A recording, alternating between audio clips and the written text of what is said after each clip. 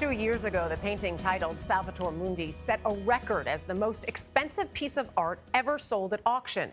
The image of Jesus is one of fewer than 24 works attributed to Renaissance master Leonardo da Vinci. Including the buyer's premium, Salvator Mundi sold for a record-breaking $450 million. That's more than 4 times what anybody in the art world predicted. The identity of the buyer, initially shrouded in secrecy, was eventually revealed to be a wealthy Saudi working on behalf of Crown Prince Mohammed bin Salman. Why is the Crown Prince and ruler of Saudi Arabia purchasing an icon of Jesus Christ for $450 million? The world record for any piece of art ever. From the outside looking in, this is extremely strange. It's extremely strange because Sunni Muslims, just like MBS, are historically iconoclast. They don't believe in any sort of handmade images depicting God or the prophets out of the foundational belief that is grounded in the fear that these images might be confused as idols. Idols of worship. Jesus Christ, and this is important to note, need to know this, Jesus Christ in Islam is understood to be born of the Virgin Mary and to be a mighty prophet of God. However, in sharp contrast to Orthodox Christian belief, Muslims reject Christ's crucifixion, his resurrection, and any and all claims of his divinity. But again, as iconoclast, an image of Jesus Christ is deeply antithetical to traditional Islamic faith. Full stop. Period. But here's MBS throwing down nearly $500 million, a world record for any piece of art ever, for a Christian-made icon of Jesus Christ. How can this be? Why? Some will speculate that it's about international politics, it's about this or that MBS is simply an innovator in the religion. However, what many have missed is there is actually a precedence for this in Islam itself. And it begins with the Kaaba, which is, of course, the center of Islamic faith. It is the Qibla, the most holy mosque, built originally by Adam and then again by the prophets Abraham and Ishmael. It is the point of worship for some 2 billion Muslims worldwide. Muslims all over the world, no matter their location, direct their prayers towards the Kaaba, literally facing it during their obligatory prayers. Muslims are further instructed by their faith, providing they are of good health and financial means, to Hajj, or pilgrimage to the holy site of the Kaaba, at least once in their lifetime. When the Prophet Muhammad first conquered Mecca in the year 630 CE, which is the location of the holy site of the Kaaba, himself with his 10,000 warriors victorious over the polytheists and idol worshippers, there were some 360 idols present at the Kaaba. All 360 were destroyed, except one, an icon of Jesus Christ with his mother, the Virgin Mary, which the Prophet Muhammad himself chose to preserve. This phenomenon occurred again in 1453 CE, when the Ottoman Muslim leader Sultan Mehmed conquered the Christian capital of Constantinople, the capital of Byzantium. It's now known as Istanbul. When Mehmed arrived at Hagia Sophia, the pinnacle church and monument of Eastern Christianity, he set about converting it to a mosque for Islamic services. But he left the most prominent Christian mosaics, including one of Jesus with his mother, the Virgin Mary, undamaged, and in fact, they remained unveiled and clearly seen during Islamic worship services for centuries. They have survived, in fact, to this day, although a remote control-powered curtain shields the Muslims from the icon of Jesus and his mother during Islamic prayer times. These three events, and we've only mentioned three, are enough to outline the question yet again. Why are these Muslims, including the Prophet of Islam himself, Muhammad, preserving Christian icons contrary to their faith and only at certain times in history? History again shows that Sunni Islam is historically iconoclast, known for burning churches and crushing and destroying icons in conquered lands. But when we take these three events, firstly the Kaaba, the Prophet Muhammad preserved the icon of Jesus Christ and the Virgin Mary. Next we take Hagia Sophia and the Ottoman Muslims who preserved the prominent icon of Jesus with the Virgin Mary, among others. And today, the most valuable piece of art ever sold, a Christian icon of Jesus Christ, is purchased and preserved by the ruler of Saudi Arabia. I tell you, all this points to a hidden divine mystery that has not been understood in over 1,000 years. To understand and solve this mystery, we must begin in the Old Testament. In Deuteronomy chapter 6, it reads, "Hear, O Israel, the Lord our God, the Lord is one. You shall love the Lord your God with all your heart, with all your soul, and with all your might. These words which I command you today shall be on your heart. You shall teach them diligently to your children, and speak of them when you sit in your house, when you walk by the way, and when you lie down, and when you rise. You shall bind them as a sign on your hand, and they shall be as frontlets between your eyes." We want to look at that again. That's the important part. You shall bind them as a sign on your hand, and they shall be as frontlets between your eyes. You shall write them on the doorposts of your house and on your gates. You shall bind them as a sign on your hand, and shall be as frontlets between your eyes. What does that mean? Here's what that looks like. What's this look like to you? Remember, these verses were written thousands of years before Muhammad came and brought about Islam as we know it today. These small boxes, called tefillins or phylacteries, are placed on the forehead and on the arm during relevant prayer times. Inside are relevant verses to the tefillin, including Deuteronomy 6 that we referenced, and they're written and placed inside of it.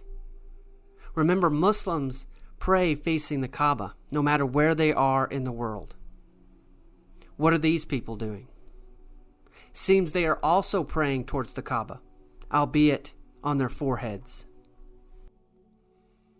And I will point out as well that these Jewish believers also wrap their forearm exactly 7 times while wearing the tefillin. Muslims during Hajj or pilgrimage circumvent the Kaaba, 7 times. They go around it 7 times, creating a parallel of the number 7 crossing from the Old Testament to modern day Islam. And remember, the Old Testament predates Islam by many, many centuries. There's something here. But we've got to go deeper. In the Old Testament, we see the prophet Isaiah being called by God to be a prophet. And he gets caught up in a vision. And he encounters the very presence of God on his throne. And at that moment, Isaiah realizes he has an unclean tongue, that he is in fact a sinner standing before a holy God. At that point, an angel takes a coal, or literally a pavement, from the altar of God and touches it to the lips of Isaiah. And he is cleansed of his sins. But by what? The touching of this coal, or glowing pavement from heaven to his lips. This is relevant to our discussion about the Kaaba and Islam, because in the eastern corner of the Kaaba, there is the black stone. It is common practice for Muslims to kiss or point to the black stone while circumventing the Kaaba 7 times, remember? The Prophet Muhammad taught that the stone forgives the sins of all those that touch it or honor it, and which would be pointing to it. It is a black colored stone encapsulated in this silver casing, and you can see it here. The reason for the silver encapsulation is due to the fact that the stone has been beaten and broken at various times in Islamic history. And the silver is there to protect the fragments indefinitely. The stone's origin is reportedly from paradise, or heaven, and originally it was whiter than milk, but turned black after so many touched it. We can see how this Islamic heavenly stone results in the forgiveness of sins by those who kiss it, and relates to the Old Testament, and how Isaiah received forgiveness by touching his lips to a heavenly coal. The Prophet Muhammad further taught that the black stone on the last day will have eyes and a tongue and will give testimony of those who honor it in sincerity. It's important to understand that these narrations are not meant to be taken literally, but rather symbolically. For example, both Christians and Muslims believe that forgiveness of sins resides with God alone, not in stones. Another example, there are many Islamic narrations about kissing the black stone and how it is only a stone. In other words, not an idol of worship. Because Muslims, again, are against idolatry and they believe in only one God. And these narrations point out that all those that have kissed the stone would not have done it unless they saw the Prophet Muhammad doing it.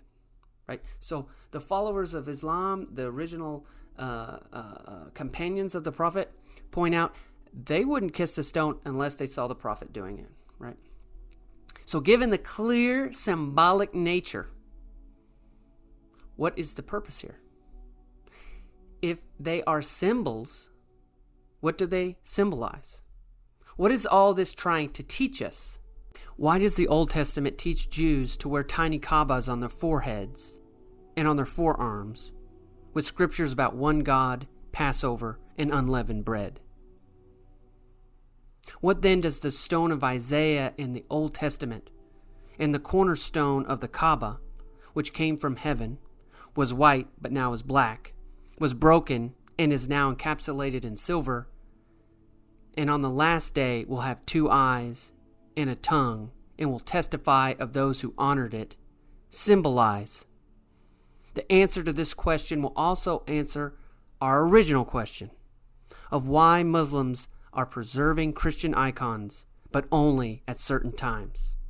Jesus said in the New Testament,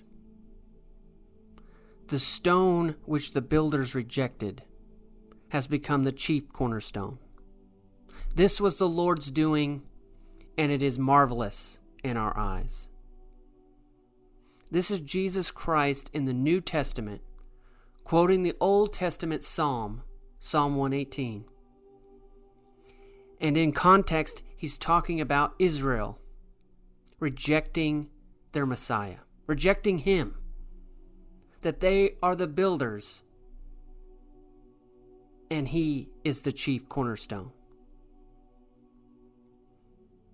But Jesus Christ is also the Messiah in Islam.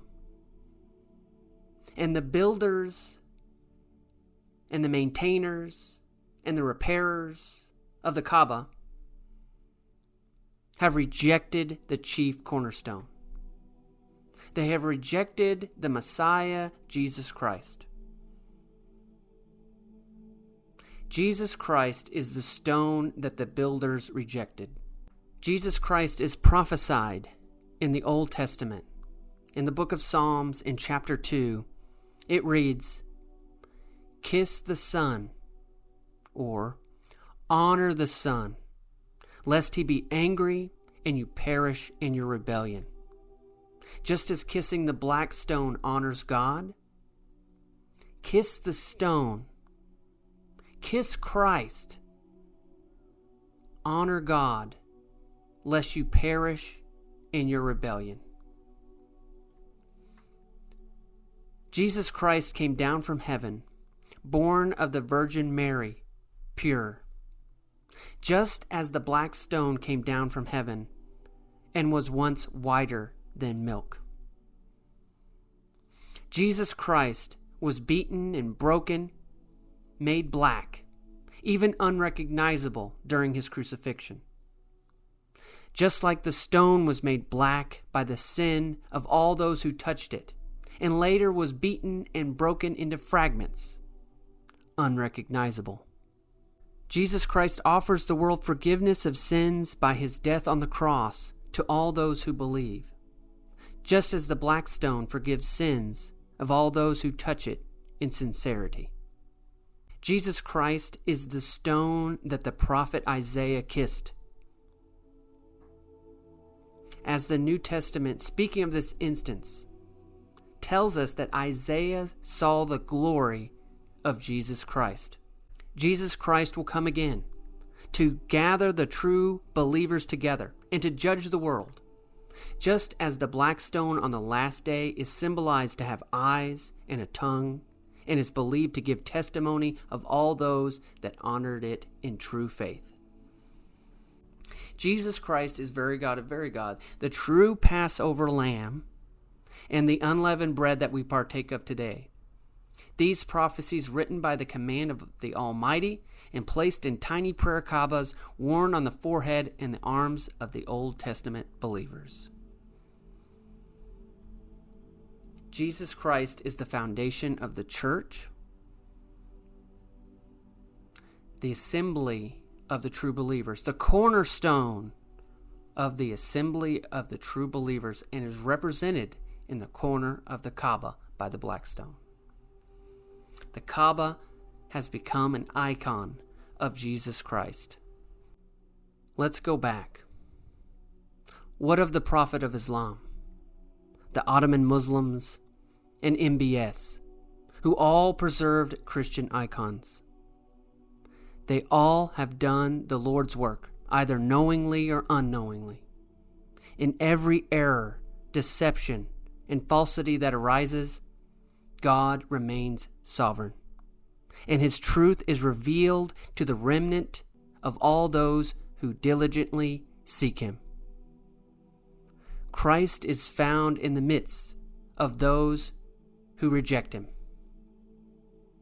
His truth is uncovered in their own books, sermons, and deeds meant to oppose him. Seek and pray, for the Lord does not lie.